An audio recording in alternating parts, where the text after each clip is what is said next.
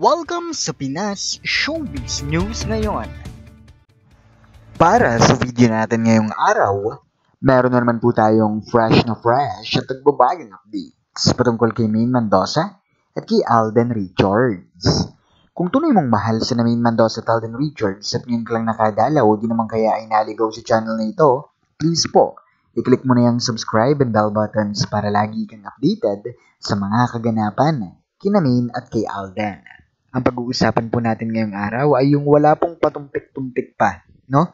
Yung wala pong humpay na pag-uusap privately nitong si Sharon Cuneta, megastar, at si Alden Richards, na sa tuwing mag-uusap nga po sila, palagi na lang pong namumugto ang mata ni Alden. Kaya nga nasabihan din siya ng ibang netizens, kahit ako nasabihan ko na hindi lahat ng bagay, hindi lahat ng nangyayaring ganyan, idadaan na lamang sa iyak.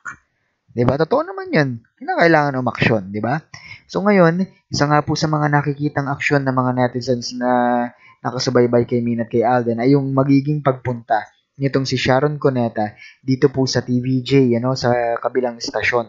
Talagang sasadyain ni megastar Sharon Cuneta ang isang Maine Mendoza at kasama na rin ang lahat ng taong kasama po doon sa show nila na hindi ko alam kung anong title nun, whatever.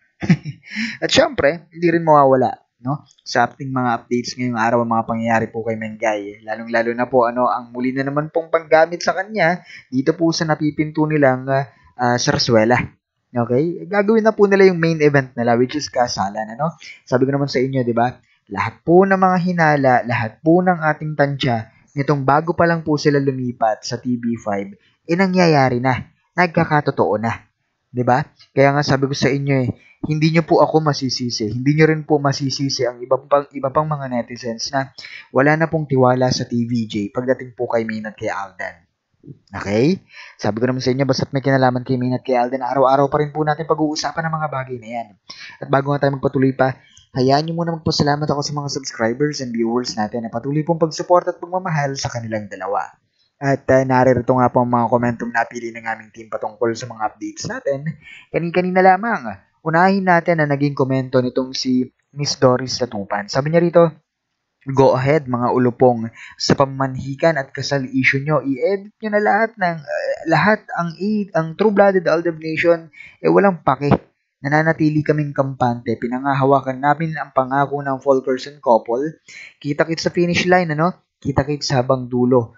At hanggat di sila nagsasalita, hindi kami bibitaw. Yun lang, Yun lang yan. Remember, we are not just a fan, but a family.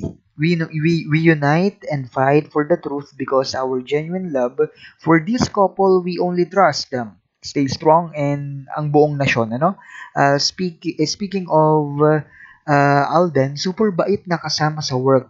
Marunong makisama. Ganyan talaga ang humble na tao. Kahit super sikat na, down to earth pa rin, just like his wife, Mengay, couple nga naman. And just Mr. Pinas, mabuti naman at napagtanto ni JDL na mahirap mag-expect na maraming manonood sa kanila sa bago nilang tahanan na maliit ang espasyo just like Broadway noon.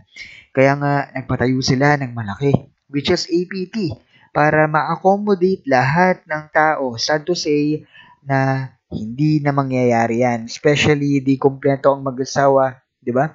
Aminin man nila o hindi, yun talaga ang magiging outcome. Feeling ko, wala pa rin magbabago. Iba pa rin ang hatak ng Fulkerson couple sa mga manonood. Mapa-studio man yan o televiewers. At isa pa, napigating lalo, napaigting lalo ang Sarsuela. Sinong ADN ang gaganahang manood sa kanila. And I agree with you, Thanks Mr. Pinas. Have a nice day. God bless. Ingat ka palagi. Aldab forever. I agree with you, Miss Doris Latupan. Walang ibang gaganahang manood sa kanila.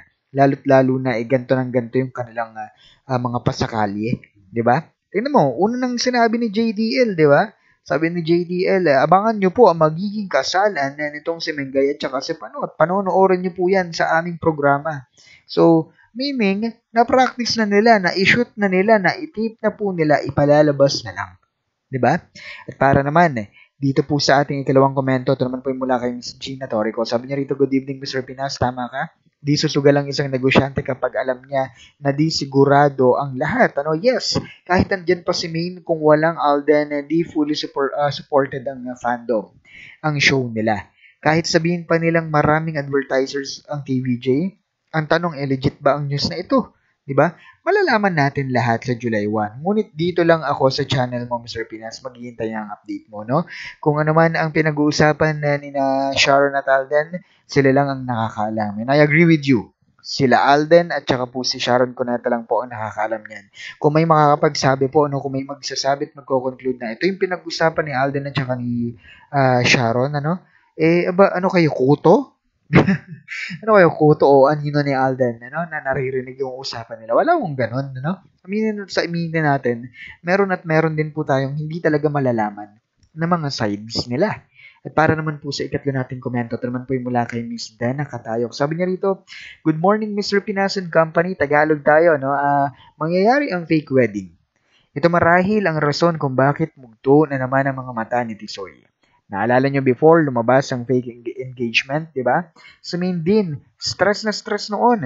Pero napapayag siya na gawin. Yun, ano, dahil sa, alam nyo na, no, now, napatunayan niya na ang hindi kaya, ano, kaya niya palang gawin. Ngayon, sa lahat na nangyayari sa kanila, Itbulaga, Losos at GMA, pinakita niya pinakita niya ang kanyang sympathy sa TVJ. Sa madaling salita, ang takbo ng utak niya ngayon ay showbiz na. Dahil dyan, pinaligiran siya nitong mga ito. No? Araw-araw sa madaling salita, puro o lutong-luto na ang mindset niya. Kaya kahit ipaalam niya sa asawa niya ang mga plano, walang magagawa si Alden kahit ayaw niya kung ang mindset ni Main na asawa niya ay luto na. 'Di ba? Mahilig kasi si Main sa mga challenges Kaya ako, alam ko na mangyayari sa Aldab. Dinadahan-dahan nila Mengay hanggang sa tuluyan ng bumigay. May kasal, fake nga lang, kaso kung si Main ang talagang gaganap at may kiss the bride pa, ito yung sinasabi kong dito masusubok ang lahat. Kay Main nakasalalay ang kanyang buhay sa showbiz. Si Alden, ewan ko lang. God bless to all. Maraming salamat po sa inyong pag-share, Miss Dan Katayok, ang masasabi ko dyan, tama po kayo doon, na kay Main, na kay Alden, ang lahat-lahat ng mga pwedeng mangyari sa kanila. Kasi nga po, ay nabugbog na po nila tayong dalawa sa lahat po ng kanilang mga pangako noon pa man. Yun ang pinangahawakan natin. At hindi pa naman po ito binabawi ni Main at saka ni Alden. 'Di ba? Yun ang mga hinihintay ng mga netizens, pero hindi, never pong babawiin yan ni Main at saka ni Alden. Sa lagi nga po silang nagsasabi ng mga ganung bagay, 'di ba? At sige, pag-usapan na po natin ang sentro ng ating mga updates. Ang sentro po ng ating mga updates ay may kinalaman po dito po sa obserbasyon ng mga netizens. Sabi nga nila, panay ang pakikipag-usap ni Alden Richards dito kay Sharon Cuneta. Siguro nga humihingi ng tulong itong si Alden Richards kay Sharon Cuneta. Yan yung mga kuro-kuro nila at palapalagay nila, no? At bigla nga pong nabalita na ito nga pong si Sharon Cuneta megastar ay bibisita po dito po sa TVJ, sa bagong Itbulaga, no? Di pala bago, kundi yung lumang Itbulaga na nasa TV5. Pupunta po siya doon, sasadyain niya talaga si Main Mendoza. Yan ang hinala ng mga netizens, lalong-lalo na ng mga sumusuporta kay Main at kay Alden. Sasadyain niya itong si Main Mendoza ng mapagsabihan, hindi lang si Main, kundi ang mga parte na rin ng Sarsuela. Siyempre, may kinalaman ng lahat sa mga palaging pinag-uusapan nilang dalawa ni Alden Richards. Yan yung mga kuro-kuro at palapalagay po nila. Pero kung yun man talaga yung magiging way para mapagsabihan, para maihinto ang mga dapat ihinto, so be it. Sana nga mangyari. At eto na nga, totoo na nga pong nangyayari lahat ng nakita natin bago pa man po lumipat ang TVJ kasama pong ibang double cuts dito sa TV5. Sabi ko nga sa inyo, 'di ba? Madami nagtatanong noon, Mr. Pinas, kung talagang ganun yung pakay nila, bakit si Panot hindi makatungtong sa Itbulaga? No? Hindi makatungtong sa Itbulaga ito pong si Panot dahil parte po ng kanilang produksyon ay si Alden Richards. Ngayon po na nakalipat na sila at si Alden Richards ay wala pang kontrata, wala pang waiver para po makapunta dito po sa Itbulaga, dito na po nila sinasamantala. Nakita nyo naman, di ba? Nauna nang in-announce ni Joey De Leon na panonoorin natin ang kasalan ni Mingay at saka ni Panot dun sa kanilang programa. Di ba?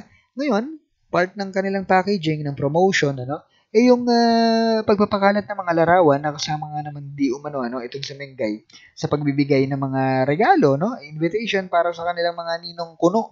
Okay? At kasama na nga po rito, walang iba kundi si Joey De Leon. Okay? Sabi ko naman sa inyo, hindi nyo po ako masilsay kung bakit wala akong tiwala sa TVJ. Sana po this time naiintindihan nyo po ang aking punto de vista. Muli ito po ang Pinas Showbiz News ngayon.